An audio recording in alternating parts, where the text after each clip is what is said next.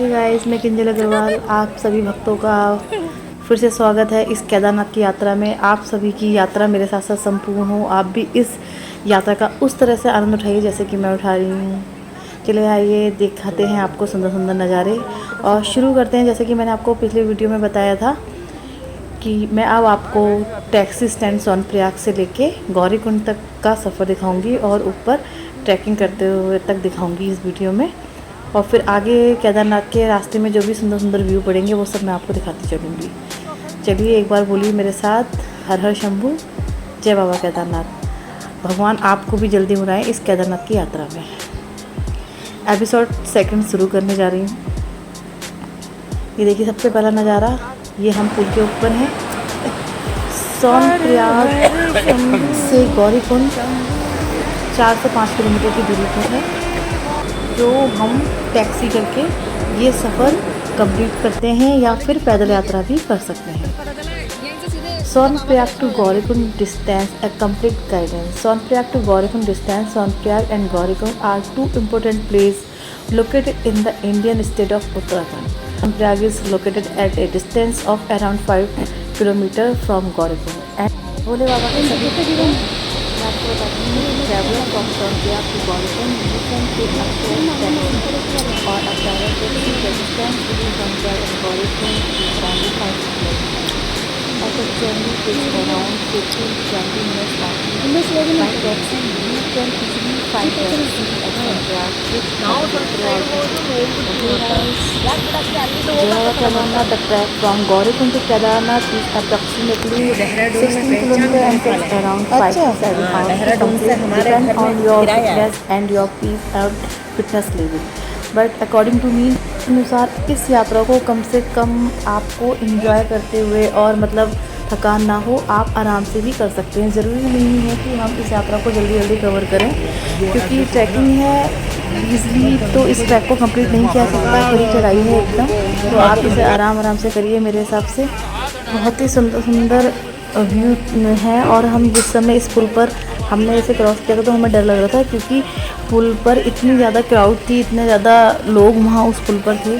फिर जब हम टैक्सी के लिए आगे बढ़े तो टैक्सी की तो लिए काफ़ी ज़्यादा मतलब टैक्सी मतलब केदारनाथ यात्रा के लिए टैक्सी रिटर्न हो रही थी और फिर पहले ही हो जाई थी। लोग उसे जो उसमें सवारी भरी हुई थी उसको भी नहीं उतरने दे रहे थे और पहले के पहले ही बुक कर ले रहे थे।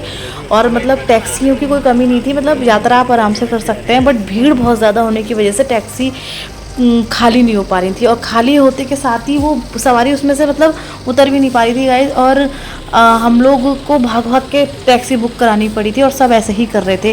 पहले तो हम लोग देखते रहे कि टैक्सी हमें मिलेगी और हम आराम से उसे बुक करेंगे, पर ऐसा कुछ नहीं था। हमें खुद जो रिटर्न हो रही थी टैक्सी उनके पीछे मतलब दौड़ना पड़ा। और एक जो वहाँ पर मतलब पुलिस वाले होते हैं उनसे हमने हेल्प ले करके एक हम किसी तरीके से उसमें हम बैठे थे, क्योंकि इतनी ज़्यादा भीड़ हो रही थी। अब हमें फ़िलहाल टैक्सी मिल गई एक भैया की, हम आराम से इस यात्रा को आप लोगों को दिखाते हुए चल रहे हैं। बोलिए एक बार फिर मेरे साथ, जय बाबा केदारनाथ। हमारी यात्रा आरंभ हो रही है। हमें क्योंकि टैक्सी भी मिल गई है और रास्ता भी कवर करना है, तो फिर से हम आपको सोनप्रयाग से गौरीकुंड की दूरी बताते चल रहे हैं। सोनप्रयाग से गौरीकुंड की दूरी लगभग 5 किलोमीटर की बता रहे हैं ये भैया जो जिनकी टैक्सी में हम हैं। और मुख्यतः यही है मेन पॉइंट जो केदारनाथ ट्रैकिंग की सबसे पहली बिंदु है। सोनप्रयाग से गौरीकुंड तक का यात्रा करने के लिए आप शेयर टैक्सी ले सकते हैं या निजी टैक्सी ले सकते हैं, तो वो आपके ऊपर डिपेंड करता है, आपकी मर्जी है। सोनप्रयाग और गौरीकुंड के बीच की जो दूरी है केवल 5 किलोमीटर है। लोग इसे पैदल ही कवर कर रहे हैं जो हम देख रहे हैं। और टैक्सी में यात्रा लगभग 15 से 20 मिनट की होती है, अगर हमें मतलब जाम वगैरह नहीं मिलता है। और अगर जाम मिलता है तो हमें टाइम लग सकता है। सोनप्रयाग में आपको टैक्सी आसानी से मिल जाएंगी, ऐसा कुछ नहीं है कि आपको टैक्सी के लिए वेट करना पड़े। एक के बाद एक टैक्सी आ रही है और पूरे दिन ही टैक्सी चलती है। ये यात्रा बाबा केदारनाथ की है, और अगर आप पैदल चलना चाहते हैं तो आप आसानी से सोनप्रयाग से गौरीकुंड तक पैदल भी जा सकते हैं, और जो एक सुंदर और शांतिपूर्ण मार्ग है। दूरी कम है और आपकी गति के आधार पर पैदल चलने से लगभग 1 घंटा लगेगा मेरे हिसाब से तो। और ये मार्ग अच्छी तरह से बनाए रखा हुआ है। आसपास के पहाड़ों और घाटियों का सुंदर दृश्य के नज़ारे लेते हुए आप इस यात्रा को पैदल भी कर सकते हैं। गौरीकुंड से केदारनाथ तक की यात्रा लगभग 16 किलोमीटर की है और आपकी गति और फिटनेस के स्तर पर इसको हम आकलन कर सकते हैं। किसने भी मेरा वीडियो नहीं बनने दिया, पहले उसकी कॉल आ गई तो आप 5 से 7 घंटे में से कर सकते हैं। और आपकी फिटनेस ठीक नहीं है या मतलब इतने आदि नहीं है आप ट्रैकिंग करने के, तो आप इसे आराम से कर सकते हैं। जो कि मैंने डिसाइड करा हुआ है कि मैं इस यात्रा को आराम से करूँगी। मुझे आया सोनप्रयाग और गौरीकुंड तक का, सोनप्रयाग से गौरीकुंड तक का जो किराया है लगभग 50 रुपये है। और इस मार्ग के लिए साझा टैक्सियाँ आसानी से मिल जाती हैं। ऐसा कुछ नहीं है कि आपको मतलब टैक्सी के लिए वेट करना पड़ेगा। टैक्सियाँ तो बहुत ज़्यादा चल रही हैं यहाँ। और सुंदर यात्रा आपको उत्तराखंड के खूबसूरत दृश्यों से आपको आनंद में करेगी ये यात्रा। आप देखिए पहला दृश्य कितना खूबसूरत लग रहा है। और जिनकी ये टैक्सी है उन्होंने जो अपनी गाड़ी में झंडा टाइप का बांधा हुआ है, ये और अलौकिक लग रहा है। इस यात्रा के दौरान लहर रहा है। तो मैंने भैया को बोला भी है कि आपने झंडा बहुत प्यारा लगा रखा है इसमें। और ये गौरीकुंड जाते हुए का खूबसूरत दृश्य है जो मैं इसको टैक्सी में बैठ के शूट कर रही हूँ। इस दृश्य को आप लोग को दिखाने के लिए और आगे तक के मैं ये सुंदर सुंदर नज़ारे आपको दिखाती चल रही हूँ, बात करती चल रही हूँ, जिससे हमारा सफ़र भी अच्छे से हो जाएगा और आपसे बातें भी मेरी हो जाएंगी। ये यात्रा आप पर डिपेंड करती है। अगर आप टैक्सी से आना चाहते हैं तो आप टैक्सी से आ सकते हैं, वैसे तो पैदल भी लोग आ रहे हैं। कुल मिलाकर सोनप्रयाग से गौरीकुंड तक की यात्रा करना एक सीधी और सुविधाजनक यात्रा है। चाहे आप टैक्सी लें, चाहे आप पैदल चुनें, ये आपके ऊपर डिपेंड है। केदार धाम के सभी श्रद्धालुओं को ये केदार घाटी स्वागत करती है। हमारा केदार घाटी में स्वागत हो चुका है। हर हर महादेव। इतने खूबसूरत रास्ते हैं ये बाबा के द्वार तक की। मंदिर भी तय करनी है, आप लोगों से बातें भी करनी है, आपको इन्फॉर्मेशन भी देनी है। जय बद्री विशाल, जय बाबा केदारनाथ। देखिए गाइस मैंने डंडा पहले भी लिया है मार्ग में, क्योंकि वहाँ पर खड़ी रहेगी तो हमें इसकी बहुत ज़्यादा आवश्यकता होगी। और ये हमारा साथी रहेगा पूरी यात्रा में। ये आया सावधान पत्थर गिरने का भय। ये पथरीला रास्ता आ चुका है गाइस। ये देखिए पत्थर, ये ऊपर से गिर सकते हैं। तो यहाँ बोर्ड लगा हुआ है। यहाँ देखिए टैक्सी की कोई प्रॉब्लम नहीं है, रास्ते में टैक्सी काफ़ी सारी हैं। उसके बाद एक टैक्सी है, तो टैक्सी की तो कोई दिक्कत नहीं है। ड्यूरिंग जर्नी आप आराम से पहुँच सकते हैं बाबा के द्वार पर। मतलब टैक्सी जहाँ से हमें ट्रैकिंग करनी है वहाँ तक टैक्सी से इजीली पहुँच सकते हैं। जो लोग पहली बार केदारनाथ यात्रा करने वाले हैं या कर रहे हैं या करने का मन बना रहे हैं, उनके लिए मैं कुछ आप लोग को बातें बताना चाहती हूँ। यदि केदारनाथ यात्रा के लिए आपको 3 से 4 दिन का समय चाहिए। गौरीकुंड तक आप सड़क रेल मार्ग से आ जा सकते हैं। हालांकि गौरीकुंड से केदारनाथ मंदिर जो है वो 18 किलोमीटर तक का ट्रैक है, लेकिन जो जिन लोगों से मेरी बात हुई है तो वो बोल रहे हैं कि ये आपद्य से पहले का बोट है। 16 किलोमीटर ट्रैकिंग मतलब 23 से 24 किलोमीटर तक की है। 22 किलोमीटर तो है ही है, 24 किलोमीटर तक का ट्रैक बता रहे हैं लोग जिनसे भी मेरी बात हुई। तो ये ट्रैक आप 22 किलोमीटर तो मान के चलिए। 15 से 18 घंटे की चढ़ाई तो उन लोगों के लिए है जो फिटनेस वाले हैं, जो रोज़ मॉर्निंग वॉक वगैरह करते हैं या जो फिज़िकल एकदम फिट है। वरना आपको मान के चलिए 12-13 मतलब 15 घंटे 18 घंटे आपको आराम से लग जाएंगे, जिसमें कि आप बैठ भी सकते हैं, बातें भी कर सकते हैं। ये हमारे साथ क्योंकि हमने शेयरिंग टैक्सी ली है, तो ये देखिए और भी भक्तगण हैं हमारे साथ। क्योंकि आगे जाम लगा हुआ है और दूरी केवल 1 किलोमीटर की है, तो लोग उतर गए हैं रास्ते में ही। और पूरी टैक्सी इस समय ये खाली हो गई है। तो वो टैक्सी वाला बोल रहा है कि जितनी देर में पैदल पहुँचूँगी मैं आपको मतलब पहुँचा दूँगा, आप बैठे रहिए। तो मैं मतलब थोड़ी देर बाद सोच रही हूँ कि उतर लूँ, थोड़ा पैदल चल लूँ। देखते हैं, मैं भी उतर जाती हूँ, क्या करूँ गाइस। थोड़ा सा अब जाम में भी कब तक फंसे रहे गाइस। मैं भी उतर गई, मैंने भी फैसला ले लिया पैदल चलने का। और जय बाबा केदारनाथ, मैंने भी पैदल यात्रा स्टार्ट कर दी। प्राकृतिक सुंदरता के नज़ारे लेते हुए और आप लोगों को दिखाते हुए मैं बढ़ रही हूँ अपने पैदल मार्ग की ओर बाबा केदारनाथ यात्रा के लिए। गौरीकुंड तक जाना है, स्नान करना है, यात्रा आरंभ करनी है गाइस, और आपको व्यू भी दिखाने हैं बहुत सुंदर सुंदर। ये आ गया हमारा गौरीकुंड केदारनाथ पैदल मार्ग। हल्का वाहन पार्किंग। देखते रहिए सुंदर नज़ारे बने मेरे साथ आप लोग। देखिए कितनी भीड़ है, कितना रश है बाबा के द्वार। कुछ लोग पैदल जाएंगे, कुछ ट्रैकिंग के दौरान थक जाएंगे तो ये पिट्ठू ले लेंगे, कुछ घोड़ों से जाएंगे, खच्चर से जाएंगे। घोड़ों खच्चर से तो नहीं बैठना चाहिए मेरे हिसाब से, तो अपने पैरों पे भरोसा करना चाहिए, जानवर के पैरों पर नहीं। बाबा के द्वार आ रहे हैं तो या तो अगर आपका सामर्थ्य है तो आप किसी पिट्ठू को हायर करिए या हेलीपैड सुविधा ले लीजिएगा, मगर जानवर के ऊपर नहीं जाना चाहिए। क्यों किसी को परेशान करना हुआ, निर्जीव को, निर्दोष को, किसी पशु को। खुद से यात्रा करें, सुरक्षित भी रहेंगे और एक अलग ही खुशी भी मिलेगी। अक्सर लोगों के मन में जो भोलेनाथ के भक्त हैं और अधिकतर नॉर्मल लोगों के मन में ख्याल आता होगा क्या केदारनाथ की ट्रैकिंग करना आसान है या नहीं।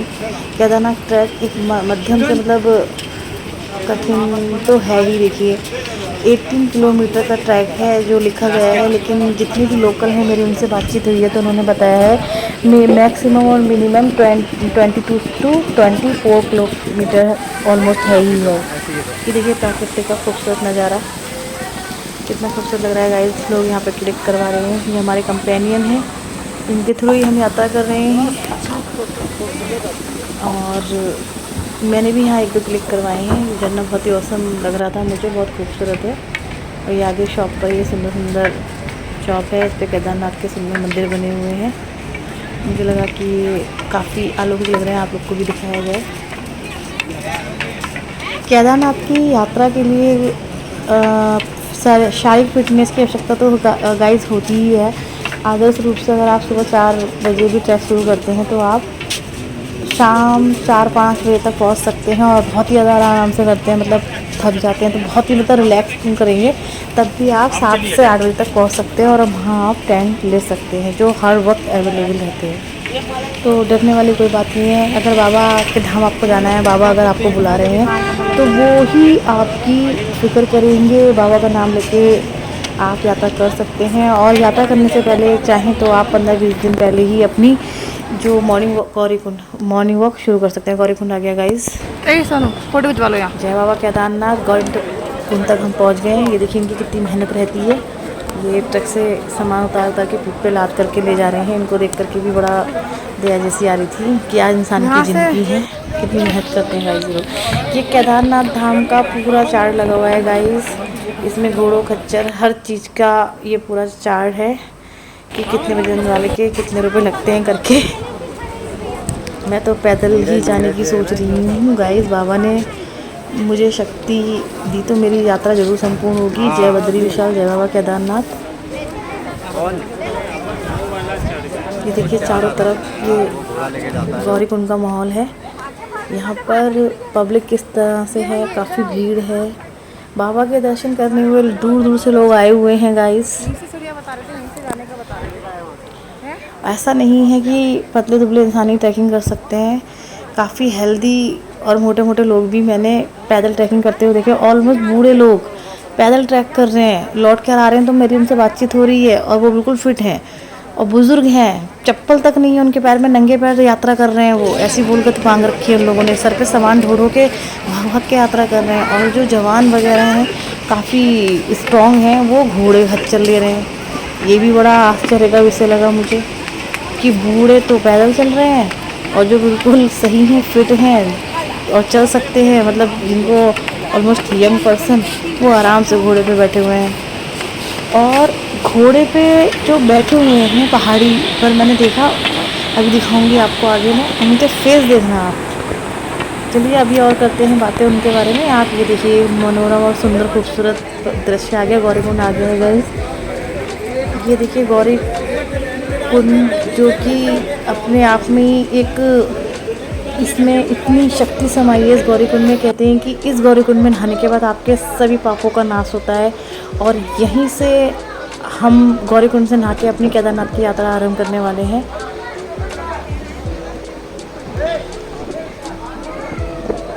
ये देखिए गाइस, गौरी कुंड का व्यू है ये। तिलक विलक लगवाया नहाने के बाद हम लोगों ने, आशीर्वाद लिया पंडित जी से। आपको चारों तरफ का व्यू दिखाते हुए, ये उद्गम है गाइस, जहाँ इन्होंने टीका लगाया था ना, ये उद्गम है। यहीं पर बहुत ज़्यादा गर्म जल की धारा बह रही है, क्योंकि महिलाएं वहाँ नहा रही हैं। तो ये मैं कैमरा ले जाना मैंने नहीं समझा, और लोग शूटिंग वगैरह कर रहे थे, बट मैंने आपको बता दिया कि जिस जगह पर मैं आया था वही गौरी मैया की मूर्ति रखी हुई है, गणेश जी हैं, और वहीं पर जो एकदम खौला हुआ जल निकल रहा था, मेरा ऐसा लगा जैसे मेरा पैर जल जाएगा। लेकिन जब मैं जल में मैंने प्रवेश किया, उस कुंड में मैंने प्रवेश किया, बहुत गर्म लग रहा था। उसके बाद अपने आप ही नॉर्मल लगने लग गया जल। गौरी कुंड के बारे में तो आप लोग सभी जानते होंगे, यह माता पार्वती ने बनाया था। इस गौरी कुंड के बारे में तो सभी जानते हैं कि इसमें गर्म जल रहता है। जिस कुंड के नाम से इस स्थान का नाम गौरी कुंड पड़ा, वह कुंड यहाँ पर एक धारा के रूप में बह रहा है। लेकिन सरकार की ओर से आज तक इसमें मतलब कोई भी अच्छे से नहीं बनाया गया है इसको। मैं देख रही हूँ कोई भी व्यवस्था यहाँ पर है नहीं। और ऐसा भी बताया जा रहा है, मतलब मेरी बातचीत हुई यहाँ पे जो साधु वगैरह हैं, उन्होंने बताया कि आपदा का असर यहाँ पर भी हुआ था और काफ़ी ज़्यादा नुकसान इस कुंड को पहुँचा था। उसमें गौरी कुंड भी प्रमुख है। यात्रा के दौरान सबसे अधिक चहल पहल वाले इस मंदिर में, और यहाँ पर लोग नहाने आया करते थे। लेकिन यहाँ पर अब कोई भी सुविधा नहीं है, तो कुछ लोग तो बिना नहाए ही, मतलब गौरी कुंड में प्रवेश बिना किए ही दर्शन करने के लिए चले जाते हैं, जबकि यहाँ पर मंदाकिनी नदी भी बह रही है। यात्री इस कुंड में स्नान करने के बाद ही केदारनाथ की यात्रा के लिए प्रस्थान करते थे। लेकिन अब वर्तमान समय में कुंड का अस्तित्व न होने की वजह से यहाँ पर यात्रियों को मायूस तौर पर वापस लौटना पड़ता है, क्योंकि यहाँ पर सुविधा नहीं है। अब सुविधा हो या नहीं हो, जिसको नहाना है वो तो कैसे भी करके नहा लेगा। तो हम भी यहाँ नहाए हैं और तिलक वगैरह, पूजा अर्चना वगैरह पंडित जी के साथ की हमने, और गौरी माता की पूजा की। उसके बाद ही ये है यहाँ पर गौरी कुंड का उद्गम है, यहाँ पर जल का। यहाँ पर जो हल्का सा सीन मैंने आपको दिखाया, पूरा नहीं दिखा सकती हूँ क्योंकि यहाँ पे महिलाएं वगैरह और लड़कियाँ वगैरह भी थी यहाँ पर।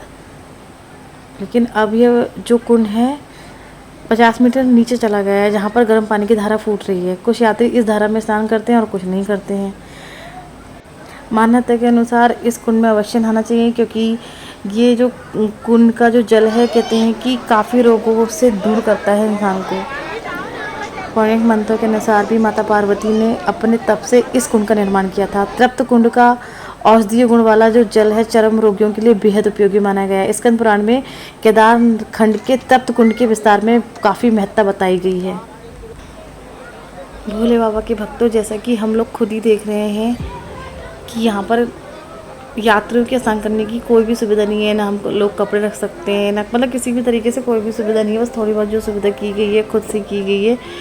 अब यात्रा के दौरान जब इस लोग आते हैं इतनी दूर से, तो सोचते हैं कि भीग रहा है, आप भीग जाओगे, जैसे लिखा हुआ है पुराणों में कि गौरी कुंड में नहाना आवश्यक है, तो लोग नहा ही रहे हैं। कुछ लोग नहीं नहा पा रहे हैं, ऐसे ही चले जाते हैं यात्रा के लिए, क्योंकि यहाँ पर प्रशासन ने सुविधा ही नहीं कर रखी है। क्या कर सकते हैं, सब जगह तो सरकार ध्यान देती है, बस जहाँ ध्यान देना चाहिए वहाँ ध्यान नहीं दे रही है। जब इतनी बड़ी हमारी 4 धाम यात्राओं में से ये एक यात्रा केदारनाथ बाबा की है, तो यहाँ गौरी कुंड में ना स्त्रियों के लिए चेंजिंग रूम का इंतजाम है, ना ही मंदाकिनी तट पर कोई भी सुविधा है। आप पता है कि 4 साल गुजरने के बाद भी गौरी कुंड और गर्म कुंड मंदाकिनी तट पर यात्री स्थान की सुविधा ही नहीं हो पा रही है। इस साल मेरे और एक लोग यात्रियों ने गौरी कुंड का हाल देख कर के मुझको यहाँ पर ले लो, मैं कितनी अच्छी लग रही थी, ऐसा नहीं होना चाहिए। चलती आ रही थी एकदम। आप हिंदी की सबसे बड़ी यात्रा है ये, और यहाँ पर स्त्रियों चेंजिंग रूम यार एनीवे कोई बात नहीं है, कहाँ से ढूंढेंगे उनको? सब सुविधा हो जाती है, मनुष्य है इंतजाम कर ही लेता है। गौरी कुंड में नहाने के बाद बहुत अच्छा लग रहा है। अब ये आपको मैं मंदाकिनी नदी का दृश्य दिखा रही हूँ, तो बेहद ही खूबसूरत है। बहाव देखिए आप कितना तेज है।